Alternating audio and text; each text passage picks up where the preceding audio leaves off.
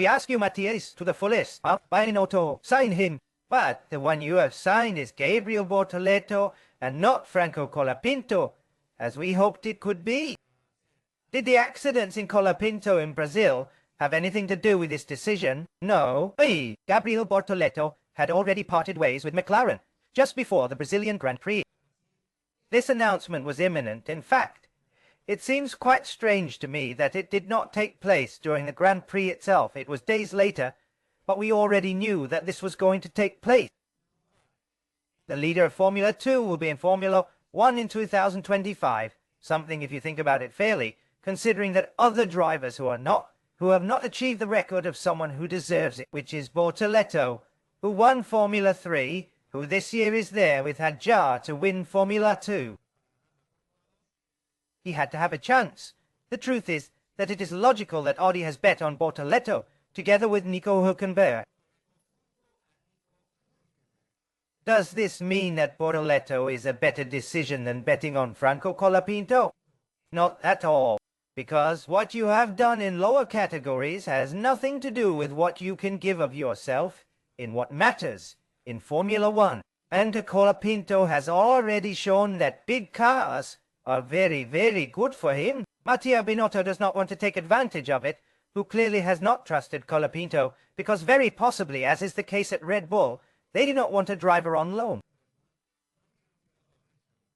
They want a driver of their own. In this case, McLaren has lost an important piece, knowing that both Norris and Piastri have long contracts. That is, they do not intend to change drivers in the short term, and therefore they could do without this piece in the chess, that is Gabriel Bortoleto.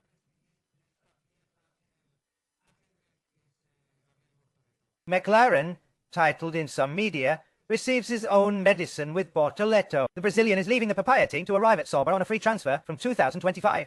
Why do they say this? Well, remembering a little what McLaren already did at the time, Alpine, by taking Piastri away.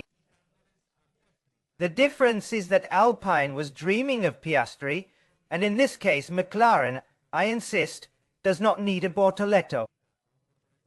That logically he can now afford a few years of running in the worst car on the grid, which is what Sauber is at the moment. But yes, a path that we had talked about at the time for Franco Colapinto is closed. Also, logically, it had been used as pressure by Checo Perez's entourage.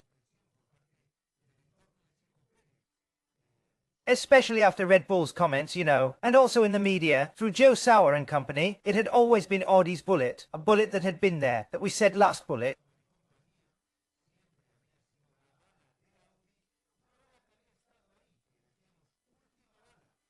Well, for Franco Colapinto, perhaps the last bullet of all, the last cartridge still.